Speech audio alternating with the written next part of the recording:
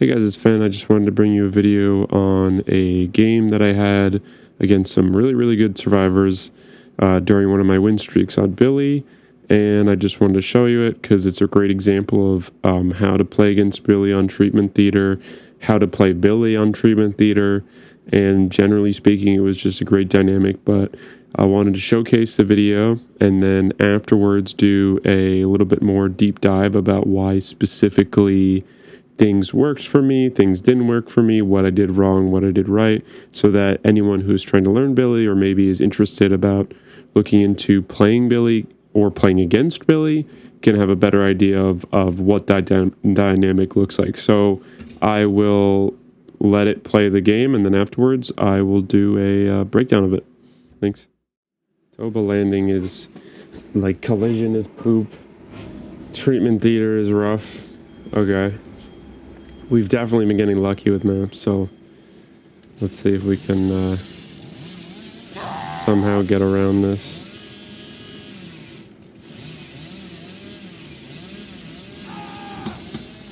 Good.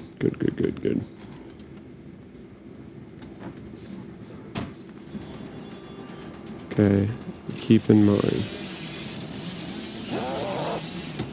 Nice.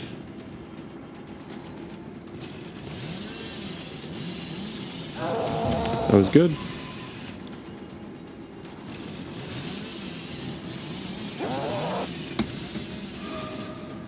Sprint burst on Dwight. Heard. That was good. Ah, it's rough.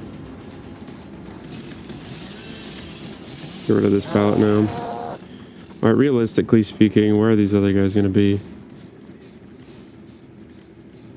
Yeah.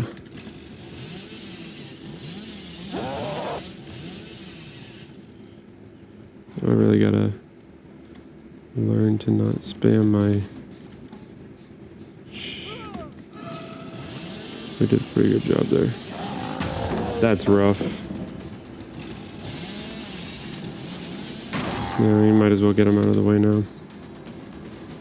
I think he's got some burst, so he's not got anything like that. I think we're good here. That's crazy. We really should be going for M1s.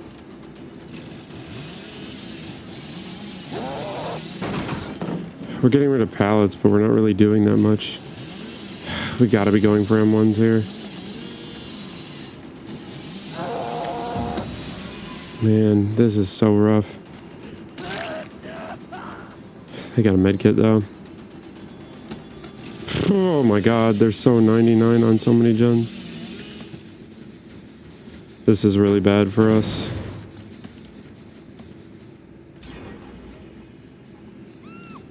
Oh, she's right here. Okay.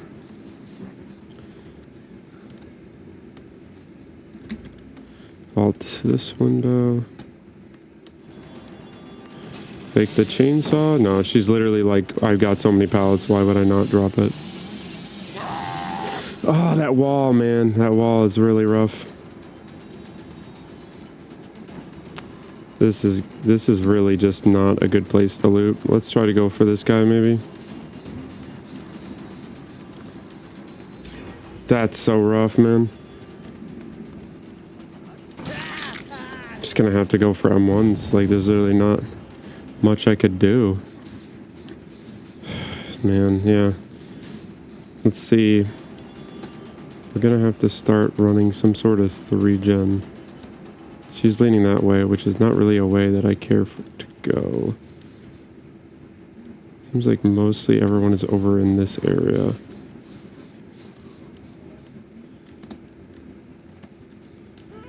Okay. Actually... What? Man, that's been crazy. I literally played it perfectly too.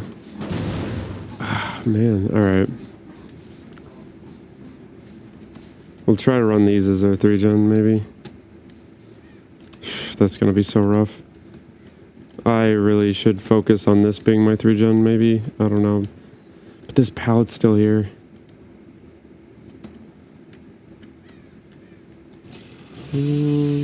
Oh shit, she might have fucked up. No way! Oh my god. I'm not gonna get this. Oh, I did get it. Dude, 3 gens, I have literally not had a single hook. This is insanity.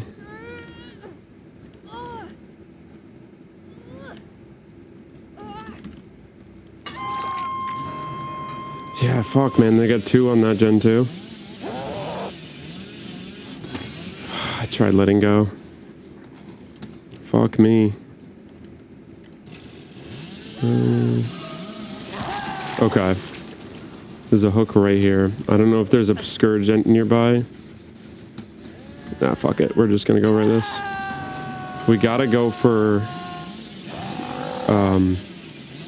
getting some lethality here. We can't really worry about trying to play conservative because we're not gonna make it. Okay. Just gonna go for the M1 there. If I were Dwight right now, whatever would I be doing? Going for this lady.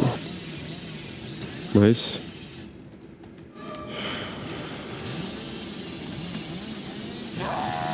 That's good. That's really good. She's got a flashlight though, remember that. So she's gonna be probably here somewhere. We got double scourge here though. Let's see what we could do. There's another lady there. He's going that way, but let's run her off. Or him. Man, this is really rough. I might be able to get them on here. What? What? This is so bad. This is so bad. I gotta leave him. I literally can't. Maybe I could fake this. Oh, wait, no, I get him here. That's crazy. All right. We see scratch marks there. I'm thinking they're going to be on that gen again. Hey, Effie. They're both running this way.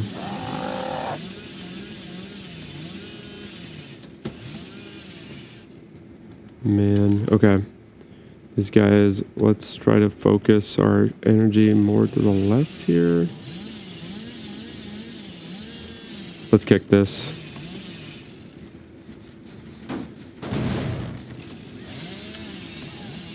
Okay. He's the distractor. Just get some of these gens kicked while we have some pressure going on here. Yep, okay. I think we can actually get it if we chainsaw right here. Nope, he knew. She's relatively close to Death Hook. I might proxy him. That gen's not too progressed. Ooh, okay. They want him. I could tell that. I don't think they'll be able to get him, though. Yeah, I'm proxying. The only person who can actually come for a save right now is yeah, this is what we're doing. That's fine that he's healing. Okay, dead. Okay, we're gonna go for this lady. Okay, she's running that way. He's healing over here.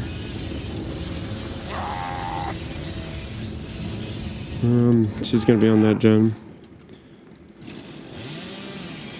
I don't get this. Oh, insanity! I actually did get it. Okay, she might finish that gen. Oh man, I don't think I'm gonna get that scourge. She just blew up the gen though, so that's good. Okay, no, don't let her get it. That's good. Okay, we know this is the most progressed.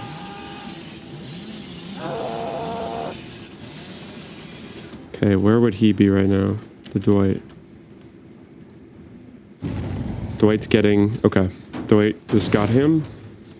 So... Okay, Dwight's... But still, we're still regressing. Okay, good. Alright, he just ran this way. We actually just cut off the Dwight, which is really good. That's so good.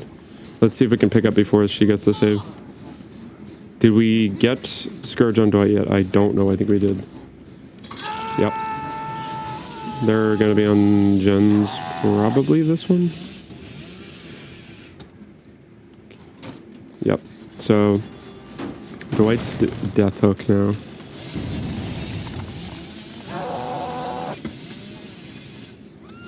Nice. Okay, so we know he's gonna be at that gen, but if we can pressure her, we might actually. And she's one hit. She's gonna have dead hard though.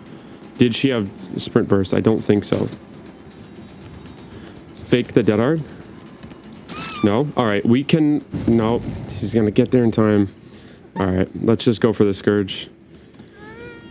Like, one of them is gonna body block. There's no point in trying to do that. No, do I want a basement?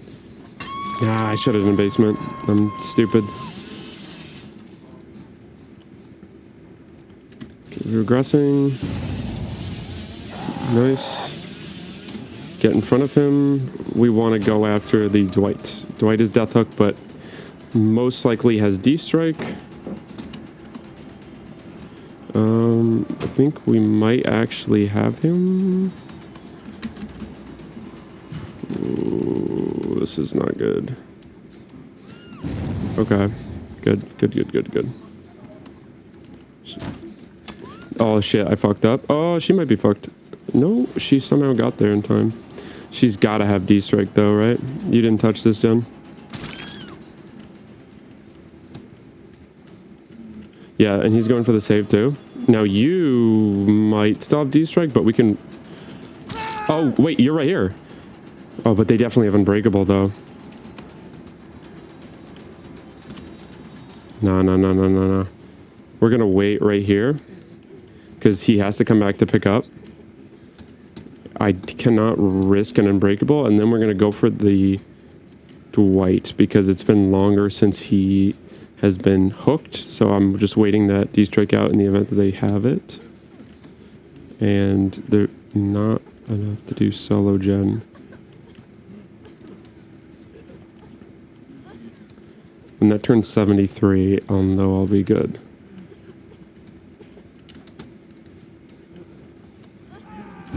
Okay, perfect. Actually, this works out really good. Yeah, he's running that way. I knew they had Unbreakable. Yep. I knew they had Unbreakable. So they had D-strike, but Dwight, they're both death hook. I think that you're dead, lady. Yep. He's got to be around here for the save.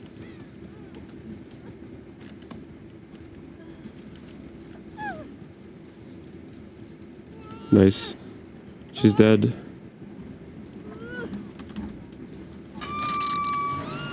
Okay, nice. We know that he's going this way. We just need him. That's all we need. We get him. We're good. His D-strike, did it land? Did it come out? I don't know. Okay, I did. All right. Oh, jeez. All right. We actually ended up winning that one. That was crazy. This is probably the closest game that we've ever had to losing the streak. The fact that we actually came back and won this game is really good.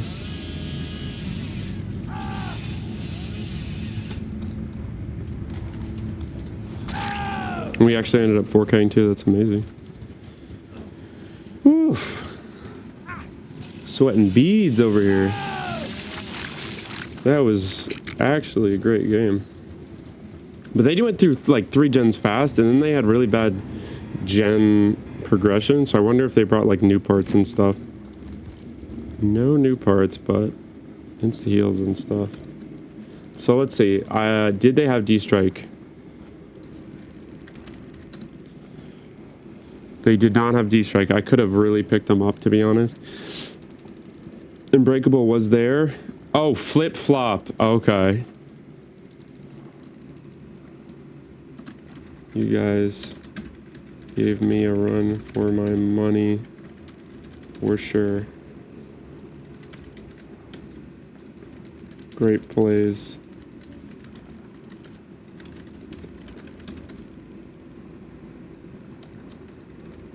Yeah, these guys were These guys are great. I think I would have 4K 5 gens on an open map.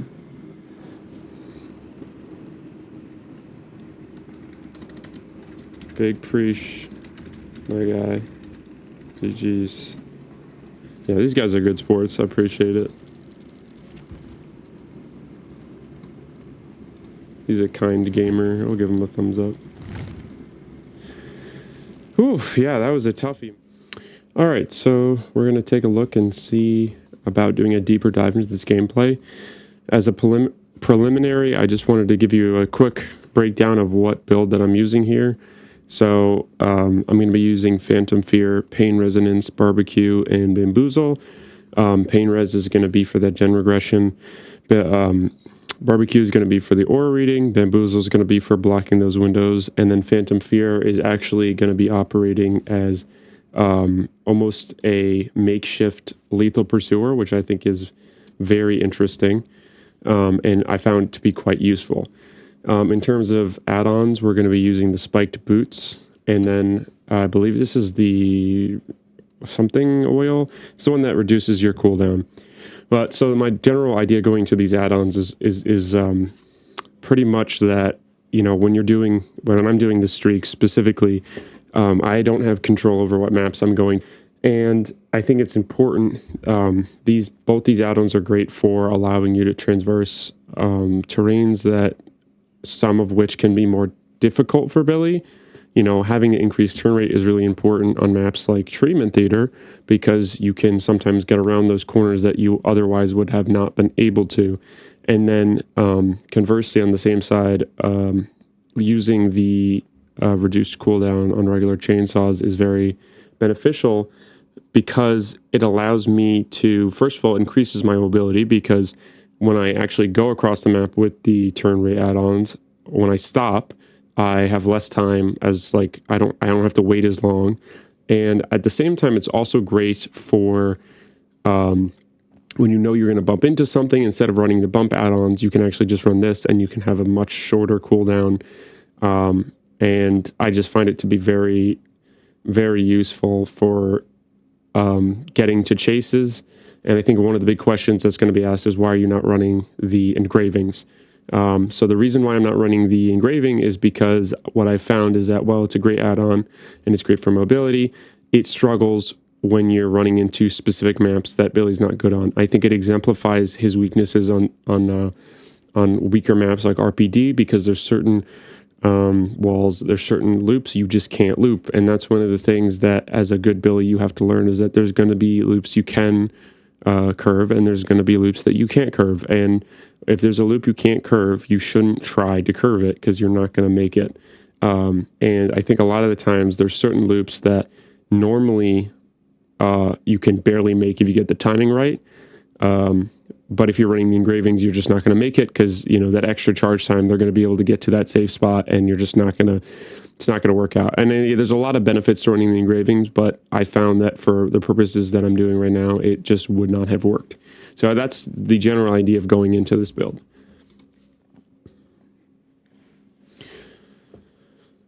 So the first thing I'm doing is I'm going to go down and try to get value out of Phantom Fear, which I do. I hear the ace scream. Right here, I can hear the gen has some progression, so I can make the assumption of whether it was Ace working on it or whether it was someone else. In my head, though, I'm assuming that it's not Ace, it's someone else who's also working on that gen, because he's there, this just spawned, so the survivors are probably close by. I see he vaulted that window and he's running opposite to where I want to be, so I'm leaving him because it's important that I start pressuring the other survivors as well. I take a note of the fact that Dwight also has sprint burst. It's an important thing to do. I think it's really important when you're playing these games to remember who has what exhaustion perks, because there's going to be an instance where you're going to be right next to them and you're going to say, does this person have dead hard? And, you know, if you don't know, they might be making it to a pallet or you swing and they have dead hard and now they made another loop, you know. So, you know, now that I know he has sprint burst, I know that he can't have dead hard. So I know that I can make swings on him specifically. He goes for the flashlight there. I move back so I don't get blinded and then just break the pallet there. I know they spawned close, so I go to the nearby generators because they're going to be within the general vicinity. This was an interesting case, though, because if you notice, and I don't know if it was something that you picked up on, but the sounds of the generators actually was kind of muffled or hidden by the sound of the generator right next to me. And so I was not actually sure if that generator had... So you can hear the gen behind you really loudly. And, you know, we're right here, like relatively close to the gen, and there's no gen sounds. Now you start hearing gen sounds when you're literally like right here, which is odd. Normally they're a little bit further, but...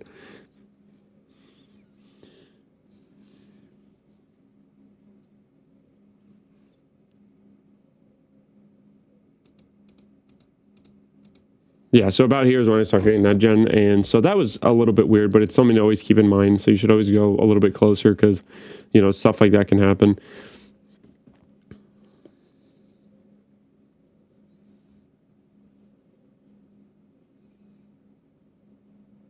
So this was an interesting case, because if you look at this going back, I actually caught Dwight off guard a little bit. You know, we saw him running that way. And so I'm looking this direction because I'm trying to get a better idea of, are there other people around me? And as I'm walking in this direction, although I'm kind of facing this way, so my red light should be in front of me, it still ends up kind of catching Dwight off guard.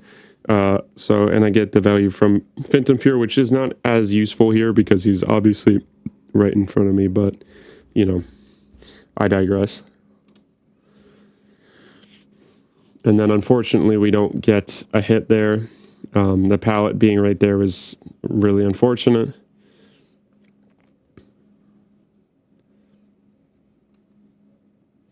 So right here, this is a great position to be in Billy because I know that he has sprint burst. So I know that he doesn't have balance landing, and he doesn't have, obviously Dead Hard wouldn't matter because he's not injured. So I'm thinking, okay, if he vaults, I might actually be able to get it down here. So we'll see what happens there. So I see here I don't hit him, but I try to go for the down, and I do make the mistake of, he seems to slip past me. I think he goes to my right. I was not expecting him to make that distance in that period of time, so I was a little bit surprised. This inside loop here is very rough as Billy because you cannot use your chainsaw to get around it. It's just too tight, and so if I were to keep chasing him, he could just keep looping that one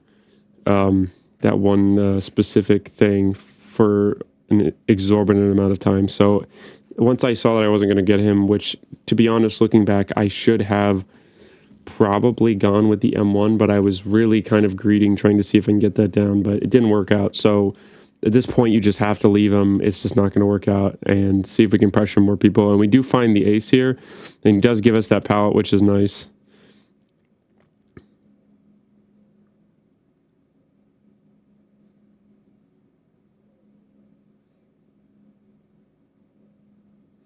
So I go for the M1 here because I said I could use my chainsaw, but it's just not really.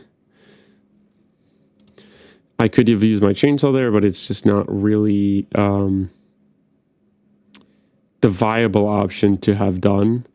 It's just better to hit him and let him heal so he wastes time, or if he doesn't heal, you could take advantage of that. We did walk by this gen and notice that it was not 99, but it was quite progressed. So if we go back and take a look at this, you know, I would say that gen's probably 70. So the fact that that's got so much progression on it kind of tells me that there's probably a survivor either around here. But they're also being very efficient on gens. We're still at 5 gens, but, you know, theoretically speaking, we're not. We're probably more at like 3 gens. It's probably even 80, to be honest. So we're going back here. They just finished that gen, so theoretically, you know, we're actually at probably like 3.2 gens. We vault the window. So had we not had Bamboozle there, if you go back and look, you can actually see there is a window right here. And so the reason why Bamboozle is great is because had I not had Bamboozle, the survivor could actually just run around loop, vault here, run around loop, vault here, and then it's just this infinite cycle. Now, eventually you're going to get bloodlust and catch up, or if they make a mistake, it's not incredibly safe, but there's having any level of parallel windows here. I've seen these windows be actually straight parallel, which is terrible. Like, it's trying to catch a survivor like that, it's insane. So having Bamboozle was really nice to get her to leave this loop, because that would have sucked. Tried faking the chainsaw there. This is very unfortunate. This is one of those situations where had this corner not been so tight, we might have actually been able to get it down there, but there's just a lot of, especially with the pallet increase amount of pallets on the maps, it's encouraged for you to pre-drop that, because realistically it's like, against a good Billy, it's dangerous to do that, and we actually do get caught here. So it's a somewhat unfortunate series of events. So right here we see that we have the Fang is running towards this window, and then the Yoshi, I don't know how to pronounce his name, but we have this guy running towards this kind of wall here. We know that from earlier, this pallet is gone. And so this is a trend that you're going to start seeing. And one of the things that you have to do as Billy, and just in general as any killer, when you're playing in maps that are particularly difficult for you, you have to make the map work for you. So you got to find and determine an area and say, this is going to be like the area I want to try to lend most of my energy to. So find a 3-gen or something where you're going to have to force the survivors into that area and make it a dead zone. And especially as Billy, it's great because he takes advantage of dead zones quite strongly. So obviously we're not going to be able to go for the Fang because having this window is just going to be like not worth it. So we're going to end up going for this guy.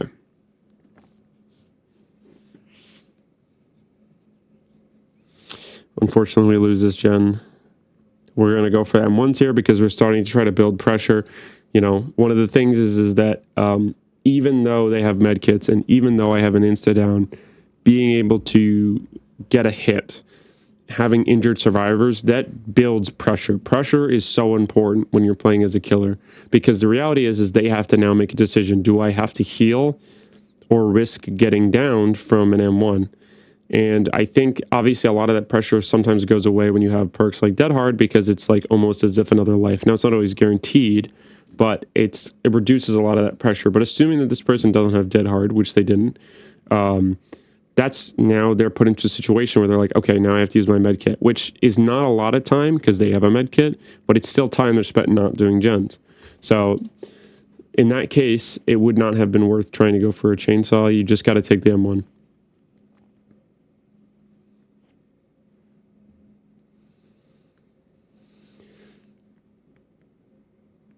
Yeah, so if you notice here, I even mentioned it during the video as well that, we at this point realize that, we have no hooks and we're 3 gens. This is not good, right? We got to start expecting the fact that we're going to be playing 1 gen pretty much. And so we got to say, all right, where's our 3 gen? Where can we defend the best? Now she starts running this way and I see scratch marks going this way. And I'm already like, I know there's a survivor over here. There's no gens over here. There's 1 gen over here, but there's literally, every pallet in the universe. There's one of the strongest loops on this map. Why would I ever go this way? This is the question you have to ask, is like, it seems enticing. She's got no hooks. There's no gens over there. It would be an absolute death wish to chase this survivor. So, obviously we let her go. So we're kind of looking here because we see a lot of gens tighten, and while there's progression on those gens already, we're like, okay, we've already gotten rid of some pallets. This would be a good place to hold. We see the Dwight here, and now we're like, okay, he's within the range. This is an unfortunate situation that will happen as Billy, and it's something that you just have to get used to. And one of the things that running the engravings actually do help in some capacity, which is majority of the time, when you are chainsawing against a survivor and they're running toward a pallet, the pallet break will be prioritized over downing the survivor because their hitbox is absorbed by the hitbox that the pallet has. So if you imagine that hitboxes in this game are like almost like pill shaped, they're not exactly like cuboidal, but they have kind of a cylinder-esque shape to them. This survivor's hitbox was pretty much like engulfed by the hitbox of the pallet. And so even though if we look back here and slow this down a little bit, let's see if we can slow this down. So even though we are like really close to getting him here, once he starts interacting with this pallet, his hitbox is like, had I been right next to the pallet, I could have gotten him right there because his hitbox still protrudes over the pallet. But right here, this is interesting. He actually disappears. Oh. Okay. All right. So, interesting. It seems that what has happened here is that I go to down him and I actually teleport in front of him because similar to how survivors can vacuum vault, like, to drop a pallet, killers can vacuum, in this case, Billy can vacuum into a pallet to break it. Because his chainsaw, if you think of his chainsaw as, I can bring like a Microsoft Paint thing to give a better description of what I'm kind of talking about here. But so if you imagine that this is Billy,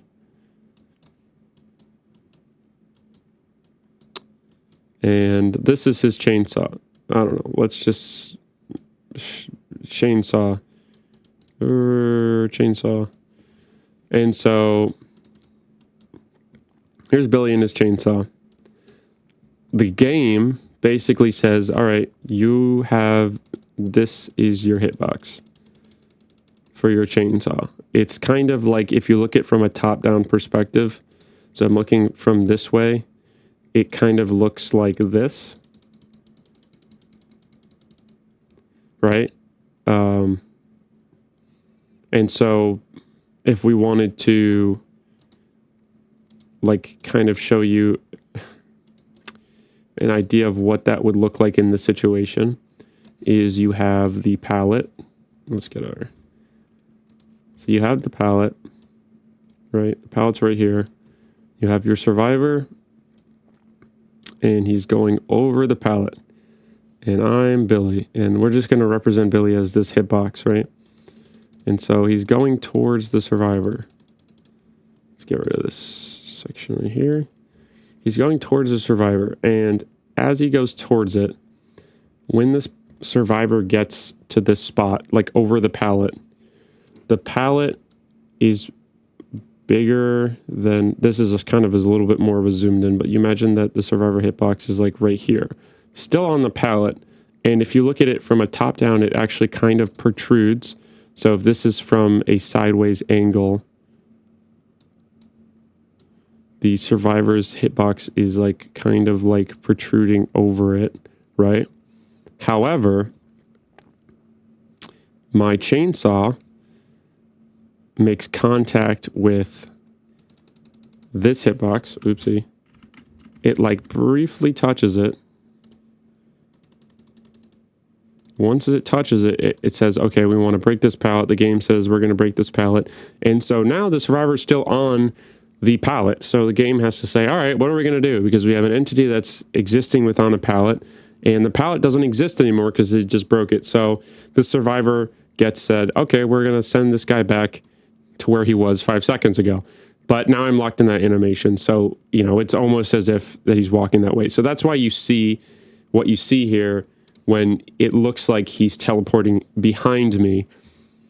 So see his body's over the hitbox, I break it, and now he's teleported behind me because the game says, well, where the frick is he? Because he obviously can't be on the pallet that doesn't exist. So the code's just going to throw him back to where he was before he vaulted the pallet. So that's why you see that. It's going to happen as Billy. It's unfortunate, but you have to plan for it. So we're like, all right, that sucks,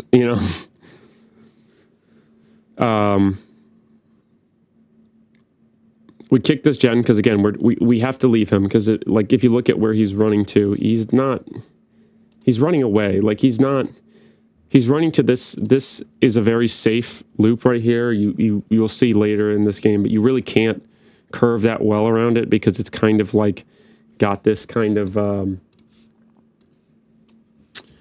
you want to, let's just get rid of this. You want to imagine this loop as kind of like, let's see, it's like kind of like an L. So it's like kind of like that. I'll draw it a little bit lower.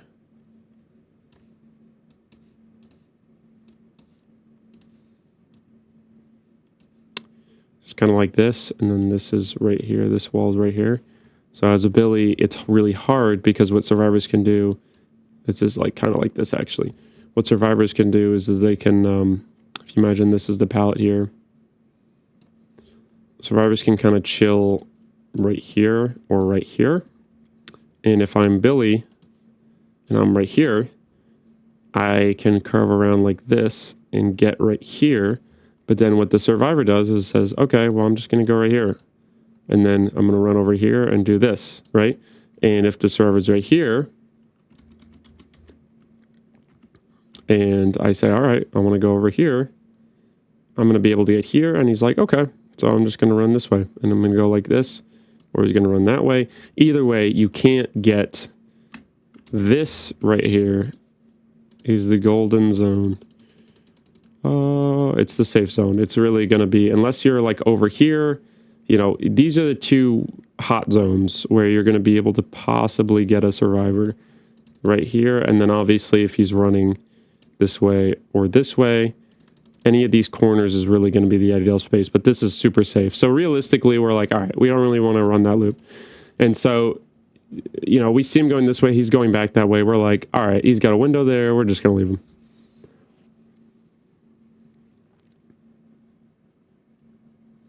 All right, so at this point, we're like, we got to focus on these gens. We see that gen's regressing. We know the gen behind us is regressing.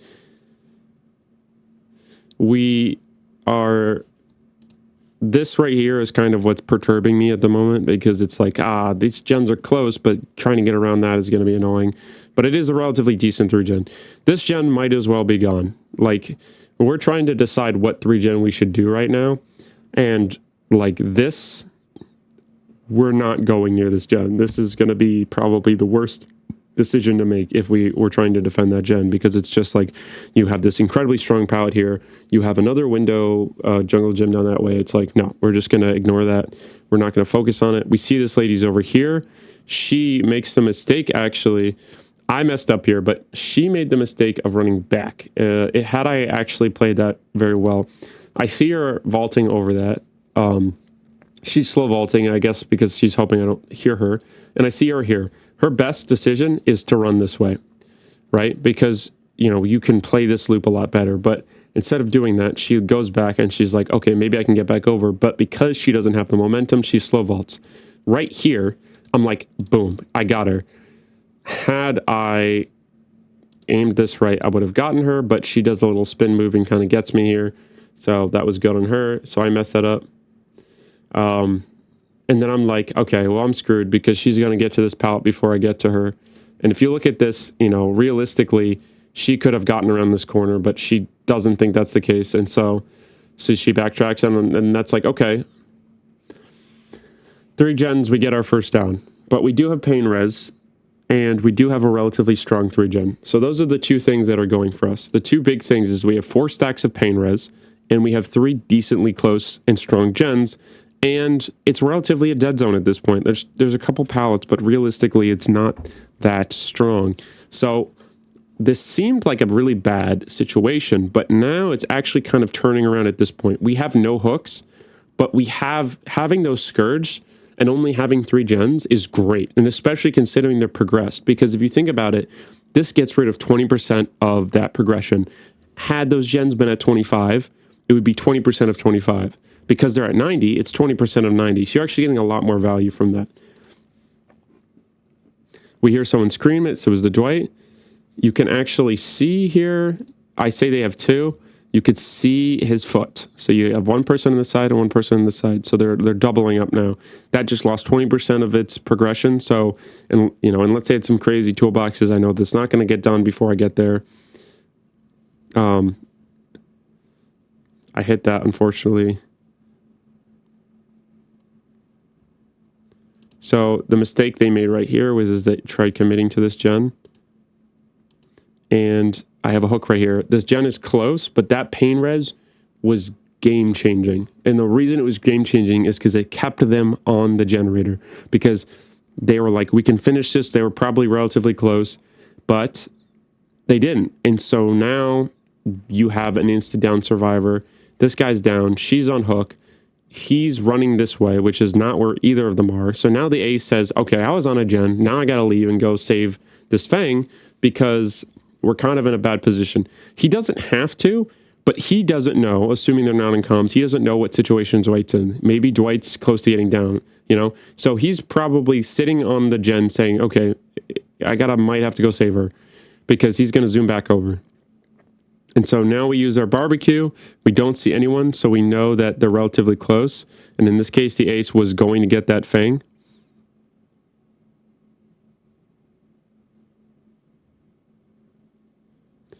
We correctly guessed that he went around, which was actually like another, I think, mistake on the side of the survivors. Even though they've been playing this up until this point, the survivors have played very well and very efficient on gens, and they've done a very good job at looping me. But you see here, the issue that I think they ran into is that instead of just running downfield, right?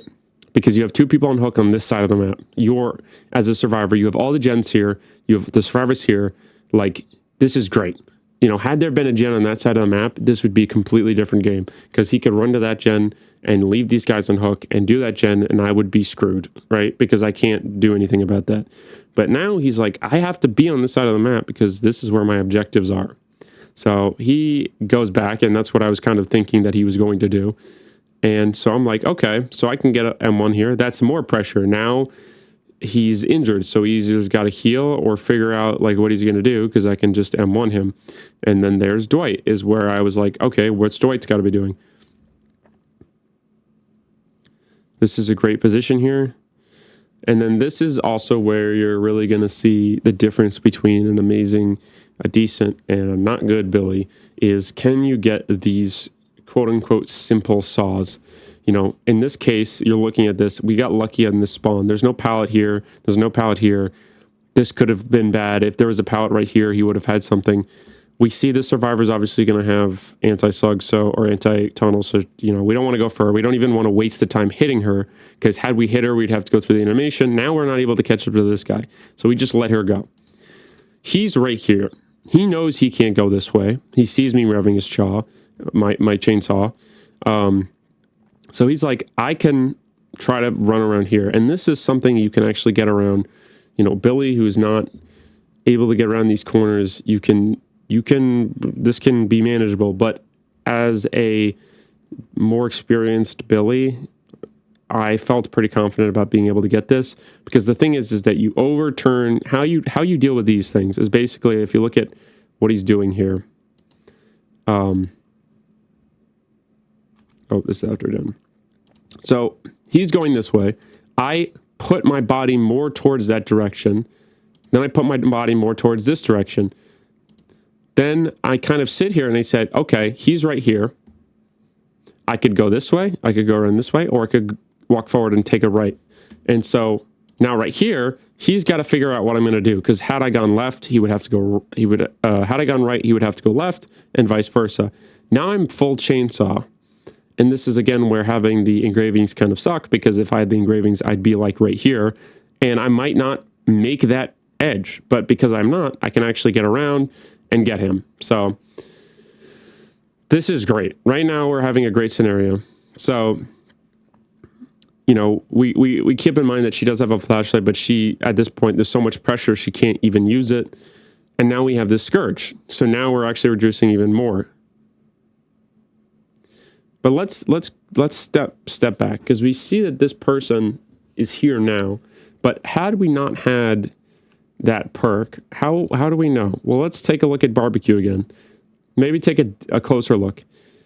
When you see this, it's easy to say. It used to be that the gen aura will overtake the aura of the survivor because they were the same color. But if you notice this little speck under the gen, that's a separate survivor. That's their aura being exemplified through there. And you see this guy gets up. I know it's not his aura because he's over here and that little speck is still there. See, it's still there. That's a survivor. That's a survivor on that side of the gen. And so we can confirm that by this the scream here. And he's injured too. And so because he wanted to pressure gens, he didn't heal. And now we're going to see that is very unfortunate. You know, that was one of those things. Had I waited a second longer, I might have been able to get it down there on him. And that would have been really bad for him. The reason why you're going to say, whoa, why did you not just wait until he got to the pallet? One of the big things to do is Billy. One of the great things to do as Billy is look at where the survivor's head is. Survivor's head mimic their actual, like, what they're looking at. So when you see he's, like, looking where his head on his character is. See this? He's looking towards this pallet. He can't see me, right? He's looking forward. And so when someone has dead hard, normally they will briefly look back to see how close you are, and so they can time it right. So I know he's looking there. I know it's a matter of time. If he does have dead hard, he's going to look behind him like right here. And then he's going to use dead hard or either drop the pallet. So I'm like, oh, maybe I can get him before he does that. Fortunately, I whiff. And that's unfortunate. So now I have to run this wall. And we were talking about this wall a little bit earlier before. But you can see this actually does kind of curve around. So it's actually a little bit worse than what we were talking about. We were saying it was like, we were saying that it's like this. It's actually even worse than that. It's where are we? It's like this. So like that's, you know, this is like, you know, you can even say like this. Maybe not that much, but like that. Because, you know, realistically the hitboxes are so sharp here that this is still safe. So it's, you know, this little edge here is this is a rough loop to go around. So I know this. You can see here, I'm just like, whatever, I'll try it. It doesn't work. And so I'm like, there's only one thing I can do, which is try to run the loop. Now, this is where the survivor skill shows in the sense of like a great survivor knows that they are one hit. Going down would be bad here. So he has to make a decision. Do I pre-drop this pallet or do I keep looping? Good survivor will probably look to see, okay, how far away is the killer to me? Can I make it another loop? And this is where playing Billy, you can be a little tricky. You see me revving my chainsaw here. You could see his head turn around a little bit before there. He's looking at me because he's like, oh, he's revving his chainsaw. I can make it around the map because if you slow down a lot when you're playing Billy and you're revving your chainsaw. And especially considering you just saw me whiff that there, he's thinking, oh, this guy's going to go for a chainsaw again. So he sees me rev my chainsaw right here. You can see him, he's looking at me. I rev my chainsaw and he's like, all right, I got another loop. I'm not revving my chainsaw. I put it away real quick. And so in reality, he can't make that loop. So it seems really safe as a survivor, but you're actually not that safe at all. So that's something you should keep in mind because that's something really good Billies will do, and it'll make a difference between a down and not a down. So I see both of these guys are running towards nothing, right? This is great for me because I'm saying they're going to run to heal, whatever, you know? That's time they're not spent doing gens. Billy, I have an insta down, so them healing is not as crazy as it would be if I was any other M1 killer. I'm saying I just hooked him. He's got 2 hooks. He's on death hook now. I'm just going to go and do gen defense, you know? I see these guys are running that way. Even though I have decent pressure now, I'm not going to chase him. I'm going to lose pressure by doing that. I have so much pressure in this one area because they have to come. He's about to die. And so I'm like, cool, I'm just going to hold down this area then, and you guys can come get him. I don't care if you heal. I'm going to take advantage of this to go kick the gens and get them regressing because this is where I'm going to keep my 3 gen. And so I pointed out here, he's running away again to Narnia, like we said, which is a bad place to be. So I point him out and I say he's a distractor. What does that mean? What it means is that he's the guy that they say, all right, go get the killer's attention and then have him chase you for just a second so I can go get the rescue or go do whatever. I see him running that way and I'm like, all right, I'm not going to chase you, dude. I'm going to start regressing these gens. I'm going to start creating more pressure. We see him over there. Right here, this guy has to make a decision. Realistically speaking, his best decision would have been to rescue the survivor, because if you look at it, where he is angle-wise, he's right there. I can't get around this angle without running into the survivor's hitbox, because when a survivor's on a hook, they still have a hitbox. And I can show you this with a visual description here. Let's get rid of this. So this person's hitbox, this guy's on hook, right? This is the survivor. We'll say the survivor's blue. Survivor's on hook. This is the hooked survivor. This is the non-hooked survivor. He's going to unhook him, and I'm over here. And then so here's my hitbox of my chainsaw, and I'm going this direction. Even though I'm facing towards the survivor, my chainsaw is going to overlap with the survivor on the hook before it overlaps with this guy. And so it's going to register that as a hit, even though I don't do any damage. And so I'm going to get stuck in a cooldown. He's going to get unhooked and they're going to run away like happily. Or he unhooks and I get him and it's still like, okay, now he's got endurance. But whatever the case is, both of them are running off after that. So realistically, taking this guy off hook wouldn't be a bad idea. So he does not end up doing that, right? He runs this way. So now we have to make a choice, because we saw that he just took this window, right? He just took this window. This is a super safe window. He's running this way. He's close to death. He's really close to death, and he's on death hook. And I'm thinking we could probably kill this guy before they do any sort of finishing of a gen. I see that gen was regressing. I see the Fang is right there, and I see this guy's right here. So there's only one survivor, Ace. I think it's Ace or Dwight. I think it's Dwight. Yeah, Dwight's not accounted for. So he could be on a gen whatever. But if I get a kill on this survivor here, that's great pressure. Because now this survivor obviously cannot do gens. Like, they're one down. So I'm like, okay, I'm just going to proxy camp, because neither of these guys can come for the save. He just starts healing because he's like, all right, yeah, there's nothing I can do here. I might as well just start healing. He's dead. And I'm like, okay, now we're starting to get pressure here. I see there's this... he finished that gen over there. Now they've cemented their doom, because we could see the little sparks here. This gen is regressing. That gen is regressing. The gen behind me is regressing. None of them are above like 40%.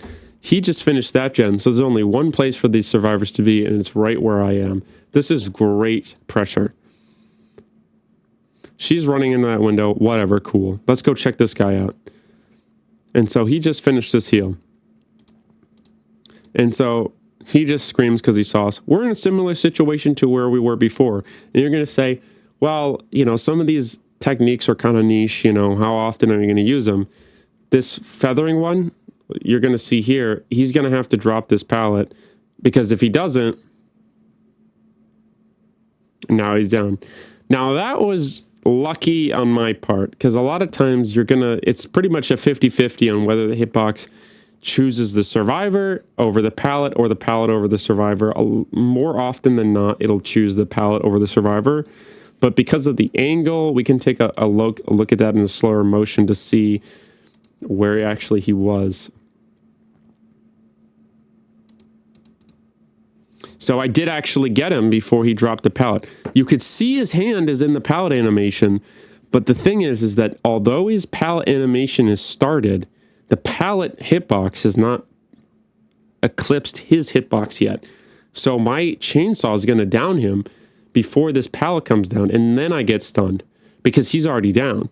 So a dropped pallet is actually much safer against a Billy than an undropped pallet, if you have the right utilities, because that pallet you can always cover your hitbox with, you know. So now I get this pallet and a down, which is just the best thing ever. And so this person has no hooks, but that means it's like great. So Scourge, you know.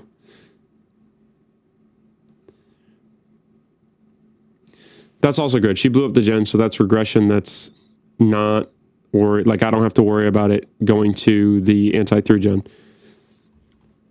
I just said this here, but you could see that flash. The obviously will do 20% to the most progressed gen. So that was the most progressed gen. I know that there's no other gen that could be more progressed than that because it would have gotten the pain res. So it's possible that they were slightly lower progression, but it's, in this case, I feel unlikely. So this is good pressure. Everyone's been hooked once. One of them is dead. He just got unhooked. It couldn't have been the Fang. It had to have been the Dwight, which means that no one's on gens. And that's, we're right. It was the Dwight. This gen is still regressing. That's great. And this was amazing because we know he doesn't have balanced landing. We know this from the beginning of the game because we kept in mind that he had sprint burst, right? Unless he was 99 sprint burst, which is also something you could do as a really good survivor. In this case, I think it's pretty safe. We see him run this way. The best thing for him to do is to just, you know, he's thinking, what resources do I have here? Not many, because we've been running this specific section on the map the entire game. All these pallets are gone. This is actually still safe, I think. There's actually still a pallet in that very corner. There's still windows you can run. So really the best thing he could have done would honestly be run this way and try to play this window here, or maybe run that way. But he doesn't. He run up the stairs. We don't even notice that. To be honest, we kind of messed up here. And so we're like looking, okay, well, let's see what's going on with their gens.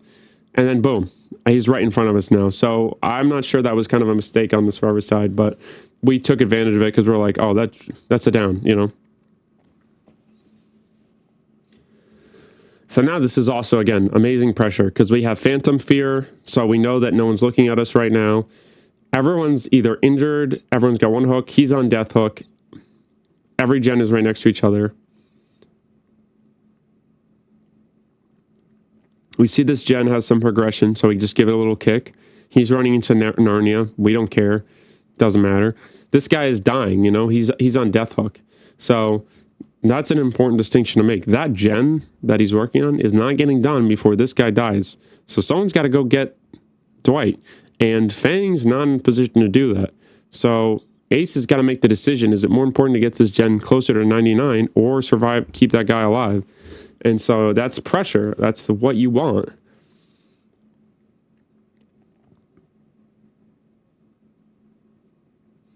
We said she had dead hard because we haven't seen her have sprint burst or bounce landing. So I'm assuming she has dead hard, which actually turns out not to be the case. So we wait.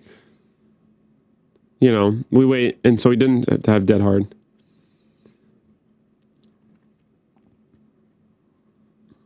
So we have one Scourge left.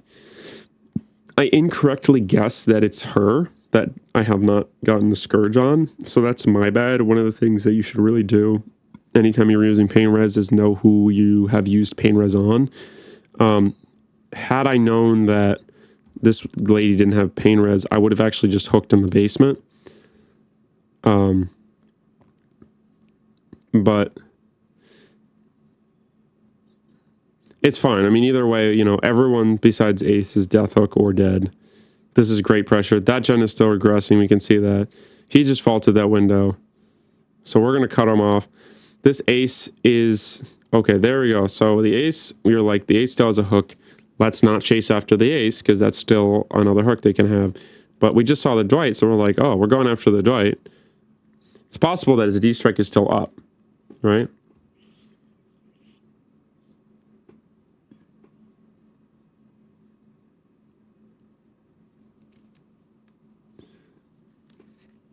So in this situation, he had a really safe loop, so we had to leave him, and he also was not in a position to be death hook, so it wasn't really viable to go for him. She goes right here. I thought that I could have gotten, but it was a medium vault, not a slow vault, so, you know, I incorrectly guessed that. What I think is crazy is that she actually gets up over that, which I thought she would have more time, but also another thing to keep in mind, there's another survivor here.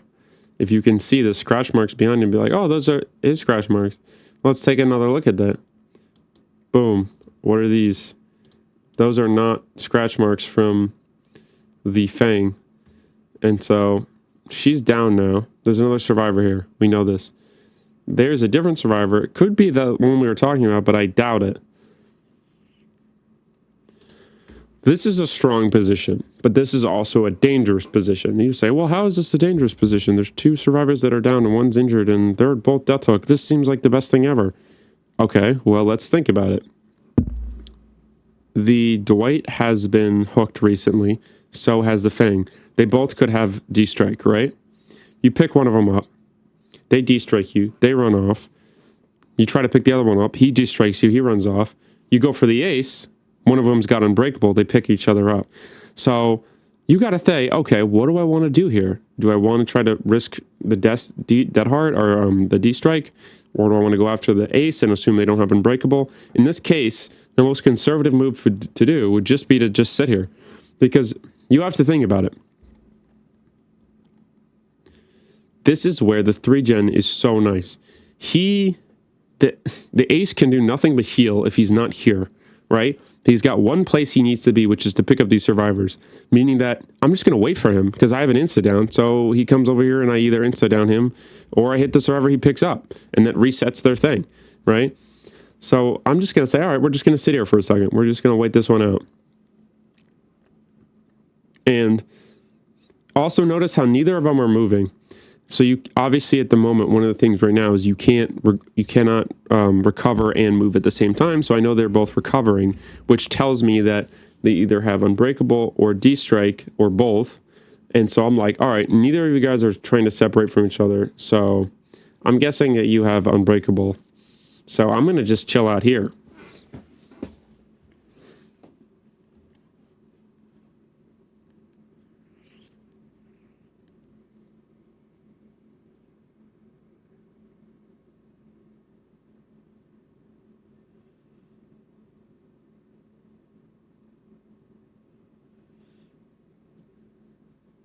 So I'm just, again, waiting here, trying to see how long I can get from this. They're starting walking right. I see him scream.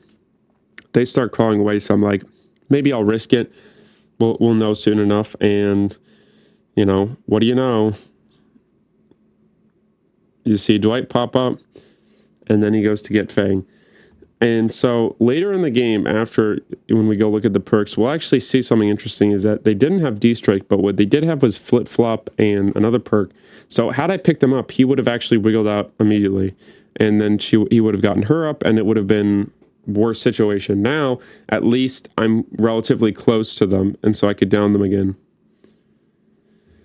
And again, you know, what's great about this is that, you know, let's go back here. This girl is running, and, I didn't go back far enough.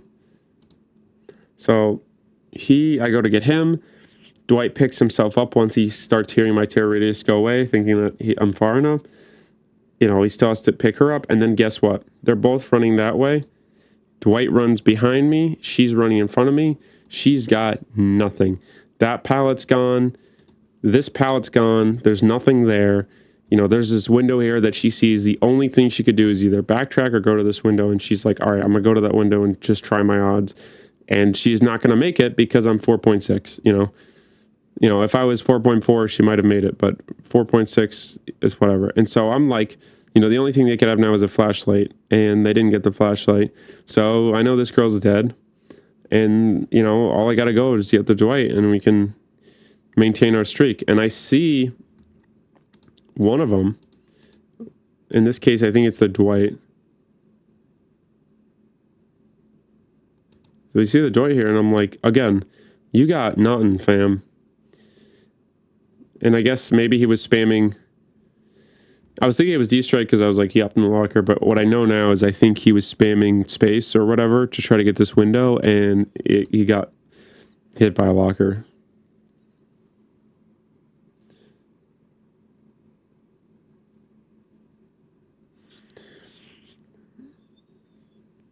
Yeah, so I mean, looking back, you know, it seemed like at the beginning, you know, we had 3 gens with no hooks.